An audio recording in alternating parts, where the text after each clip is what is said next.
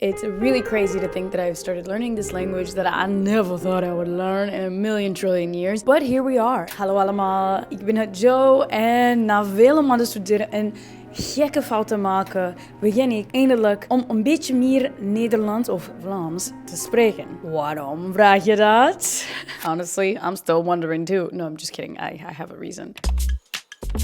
I have been dating someone from Flanders, which is the northern part of Belgium, where inconveniently they speak a language I do not speak, Flemish, which is actually Dutch. And to make it even more specific, my boyfriend is from Antwerp, so I'm learning this like Antwerp dialect. I call it Torpy. And honey, let me tell you, het is voor mij niet zo gemakkelijk. Op sommige dagen voelt het onmogelijk. Echt. Daarom wilde ik deze video maken om te documenteren dit avontuur. Ik heb het eerder gedaan, as in I've learned many languages, en weet ik dat het mogelijk is, even if it doesn't feel like it is. So this is gonna be the story of my first 10 days taking Dutch lessons. Goedemorgen, ik ben Jo. Okay, so I'm very excited, as you could tell. I'm like feeling the good vibes. I've been dabbling in Dutch or Vlaams Flemish for a few weeks on the apps. Something basic, you know, like daily vocab, that kind of thing. Asking questions here and there. I had gone to Belgium and tried to learn as much as I could on the street. But it really did feel like I was hitting that wall of utter disappointment. You know when you're in a room and everybody's speaking a language and you can't understand and you're just like, this isn't so fun now, is it? And so once I hit that wall of true and profound distaste in my own Flemish level, that's when I started signing up for Dutch classes on Preply. Here you are on another adventure with me. I'm documenting this partially because when I film myself taking language lessons and I rewatch it and edit it, it helps me learn even more. So I booked some classes on Preply. No, this is not sponsored, but I should reach out to them, honestly. And ironically, when this video was filmed, this was not sponsored, but then I reached out to Preply and I was like, hey, I have a bunch of great content. I really love my teacher. Do you guys want to partner? And they were like, yeah, Joe, go for it. So thank you, Preply, for sponsoring today's video. Preply is a platform with over 50 languages and hundreds and hundreds of tutors and teachers in all different parts of the world. This is a platform I've used before for Spanish, for Italian, for Greek, and every time I find a tutor that teaches the way I want to learn the language. Some people need a little bit more structure, and if you do, you can request that of your teacher. But for me, I like more conversational style. I like to meet somebody who lives in the place I'm going to be in. I like to meet somebody that could become a friend, because at the end of the day, learning languages is such a long process that you want to find someone you like. And while I do love self-study, and I self-study all the time, having a teacher is essential for so many reasons, which I'm going to break down throughout this video. But the number one thing that I knew was that I couldn't keep bothering my boyfriend and his family for all of the answers to questions that I had. And I found the most amazing teacher, Tana. You can watch along as I take my lessons and see me scramble. The symptoms of learning any and all languages are painful. The aftermath is super cool. Like, everybody wants to say that they speak a language. Everybody wants to say they speak many languages, but not many people are going to stick through the pain, the embarrassment, and this is the moment I found myself. All of the symptoms of learning a new language are hitting me right now, like fatigue, confusion, losing sleep, stress, random gusts of language flying in my face, and I'm just like, gelukkige verjaardag. That means happy birthday. It's funny because no matter how many languages I learn, this never changes. It doesn't get any easier, really, until one day you consistently push through the pain and you realize that you've been making progress. So yeah, all of those symptoms are happening, which means that my brain, I literally see the brain cells in my brain going like this. They're clinging on to kind of like lock in. That's what my neurons are doing right now, because that's what happens when you learn a new language. But caffeine helps with memory retention, so drink your cup of coffee before your lesson. Learn what you're up against. You want to find the right materials, the right teachers, the right input. Otherwise, you're going to be speaking with a crazy accent when you get to the place that you intend to speak your language, which means I had to find somebody from Belgium. The fact that I found a Belgian Flemish teacher on Preply made the biggest difference. This is specifically important if you're learning a language that is spoken all over the world. Dutch is spoken all over the world. And so I really needed to know, what was the Flemish accent? What resources should I be looking into? The Dutch accent from Holland/the Netherlands is different than the accent in Belgium. And there's probably gonna be beef about this, like, what accent's better? Personally, because I've been exposed to more Flemish, I love the accent from Belgium. But honestly, I could get with the Dutch accent too. Like the whole online, the materials that you find never or ever in Vlaams. I'm even afraid of the pronunciation apps. So in the Netherlands, you have the I don't use it. Ours is soft. G. Goed instead of goed. Goed, yeah. Heel goed. I feel like you need to have like extra spit in your throat. You do. That's what I always say. I sound like I'm choking when I try it. I cannot do it.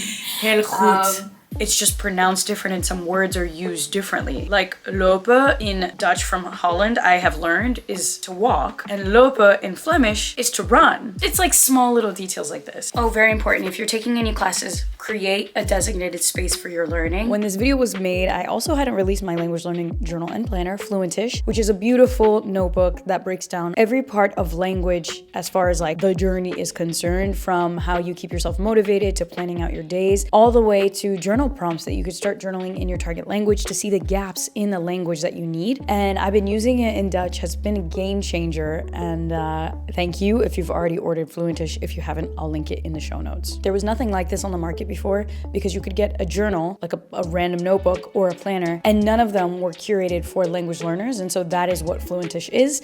And I call it Fluentish because if you follow me for a while, or if you just found me on this channel, you already know that language learning, it doesn't mean that you're gonna be 100% fluent. So we're trying to get fluent-ish.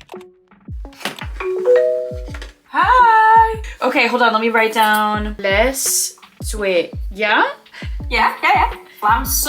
Vlaamse. I never write with pencil until I'm learning a new language. And one of the best perks about having a tutor is you can show up to your lesson with questions and they answer it. And if they're locals, they're gonna give you cultural context that maybe the resources online wouldn't even give you. So you get your answer and then some. I can give you the rule of the E, the theory. However, the actual usage might be a little bit hard for you in the beginning. It's like anytime it's an adjective, you add an E before, yeah? Not always is the thing. There's one instance that you don't. It's actually more times that it's de than that it is het. It's like 2/3 of them is de and 1/3 of it is het. So really, I just need to memorize the huts. Another really cool thing about asking questions and using curiosity as a way to learn is that you're gonna start asking questions that open up new problems, and you're gonna learn these gaps that you didn't even know you had. Are we gonna just breeze through the past or the future right now?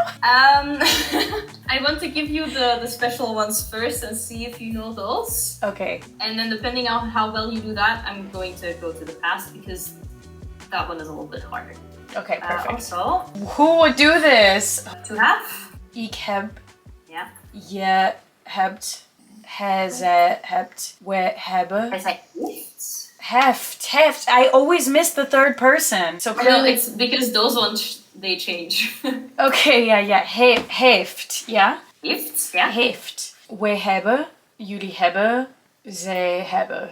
Okay. Let me just try to like lock this into my brain. And yes, it can be overwhelming at times, and I'm like, y'all, I need to take 5 naps after every lesson. At least I've taken the notes, which brings me to another very important thing. Make sure that you're taking notes. And again, bonus, ask your teacher if you can record your lesson so you can rewatch it. The notes are gonna save you because it's so much information and it's so new in your brain. And I feel like around week 2, the connections in your brain have been formed enough that you can retain things quickly. But when you're on day 1, 2, 3, lessons 1 through 10, you are gonna struggle because everything is going to sound so foreign because your mind is not used to it. And the only way you can remember in that moment is to write it down. And then finally, I forget again, and then I remember. And if I forget, I wrote it down. So it's like an insurance policy.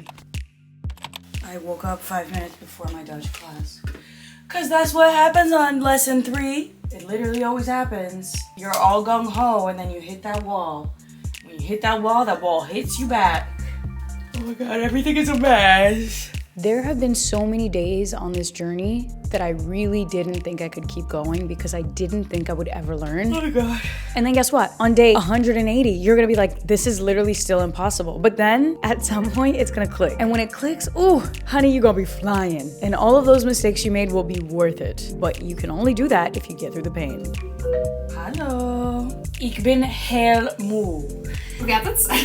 Heel moe, maar goed. Yeah. Heel Vlaams in my head. For people that have no clue that Belgium even speaks 2, technically 3 languages, you just go, ik spreek Nederlands. If it's someone from closer to your area in Europe, you say Flemish. because they'll know. And then, okay, a problem that I keep having, that my boyfriend and his mom always call me out for, is my W. I guess I'm doing more of like a w instead of a w. Wandelen. Yeah, wandelen. It does, yeah, I hear what they mean. They're like, your accent is so good. If you fix the W, you wouldn't know. Honestly, you wouldn't. I would naturally want to say wandelen. Wandelen. Wandelen. I hear, now that you like pointed it out to me, I do hear what they mean. Wandelen. I'm trying to understand what the sound even is. This is another sound that isn't my friend. Here. Like that, yeah? Yeah. I'm starting to see a trend. You guys don't like to open your mouths too much. No, we don't. We make it all teeny tiny. Truly and really, it never fails to surprise me how challenging learning a language is. Every time I do it, I'm like, are we doing this again, Joe? Again? To take it to the next level, like, how would I say, ik luisterde een podcast yesterday. Ja, ik luisterde gisteren naar een podcast. So the rule here is you have your subject, you have your verb, and you put your time, and you put the manner that you do something. Verb, time, manner. Then you say where. For example, if you're going to a place, and then you put your last verb. How do you remember all of this? Being good in grammatics. And honestly, I just have to look at the sentence and I'm like, okay, this. So this is the weird thing, how I learn. I don't like grammar. I know how to memorize patterns, but I can't like tell you, it's subject, verb, time, manner, place. Like If your first language is English, then I have to because the order is different. Is if you just repeat it a million times, it doesn't matter. Then you start learning You get the feeling after a while. This is the weird thing, like that feeling. That hits like maybe a month later. This was me being so naive. Listen, just when I started getting into like the hut and the duh, the complications of adjectives, voltooid tegenwoordige sets, and all of these crazy things, just when I started getting into that, I realized that I had a giant crack in the foundation of my Dutch. Woordvolgorde, the word order. Or would it be ik hoorde gisteren scary a noise? Yeah. So ik hoorde gisteren een luid geluid. Een luid geluid. Een luid geluid. Luid geluid. A loud, scary noise. West Flemish right now. Geluid. And even though Dutch is really, really hard because of the word order, like as an English speaker, as a Latin language speaker, none of those really help. I did find myself pulling onto some passé composé from my French-speaking days. I still speak French. It's my strongest language after Portuguese and English. And so it was nice to be like, oh yeah, that's a composed past. The voltooid tegenwoordige tijd is when you're doing the passé composé, which means you're using hebben or zijn, aka to have or to be, to compose a past that is happening in continuous nature. Yesterday, I heard a noise. You're not doing the past participle, you're just like, ik hoorde een geluid. Ja, ik hoorde een geluid. So then, or, ik heb een geluid gehoord. There you go. And what the hell? Okay, hold on. You could say it in like le passé composé, or you could just say it in the simple past. Yeah, both work, both are used very often. But the problem was the word order. Like the problem, all roads lead to word order problems for me in this language. Can anyone else relate? Ik heb een geluid gehoord. Yes, I believe in repetition, but for some reason, my brain has really been struggling with this SOV business. If you have never learned an SOV language, this is probably gonna be the hardest thing to get, and I'm still working on it. All right, so this is where I'm like, this is game time now. Okay, so ge plus stem plus D or T based on the soft ketchup. And I'm just trying to understand, you do this when it's like a past that continued. Like I have worked in general, as opposed to like I worked. Yeah. So ik werkte. Werkte, yeah. Werkte. Ik heb gisteren wel gewerkt. At the end of the day, when you're learning a language with a different word order, it's not just about where the words go, it's about a way of thinking. It's about a way of listening. In order to get the complete meaning of a sentence in Dutch or other languages that have the same structure, which is actually called the SOV, subject, object, verb, it's going to mean that you have to listen to the final word of the sentence. You don't know what is actually happening, the action, when you have an SOV language, unless you listen to the last V, which is the verb. And in Dutch, what's complicated is that it's both an SVO language, a subject verb object language, but in some cases, when there is a conjunction in the middle of the sentence, it becomes a bezin, aka then SOV, where the verb goes all the way to the end. And there are tons of different exceptions and rules and conditions and blah, blah, blah. All I knew is that I needed to take some serious time to learn this because there was no way I would keep stumbling my way through it. You just have to know so much. You. However, now that you have this basic rule, I can start throwing vocabulary at you and you should be able to make like basic sentences. I just finished my Vlaams lesson and it's crazy because it's the third lesson and I am doing what I always do, which is like breeze through the material, and that's all fun and games. But the real problem that I'm gonna have now is remembering everything. I look at language learning the same way that I think athletes look at their training. It's a sport, but with sports, your body needs time to kind of like observe and absorb the material, like whatever you're learning. I feel like when you learn a new language, there is a barrier to entry. There's a time where your brain is panicking because it doesn't understand these new sounds, it doesn't understand these new connections, it just doesn't understand. But if you keep at it, it's like a muscle. And the same way that athletes, when they train, they need rest days, your brain also needs that rest because it needs to digest. There's a reason why we sleep every day. And the problem that's happening right now is I'm not sleeping well. That's my main struggle whenever I learn a language because I get so excited that I stay awake. But the point is, ik heb heel veel geleerd. Is that right? Oh my God, I said it right! Ik heb heel veel geleerd. Anyways, I'll see you tomorrow. How will I say that?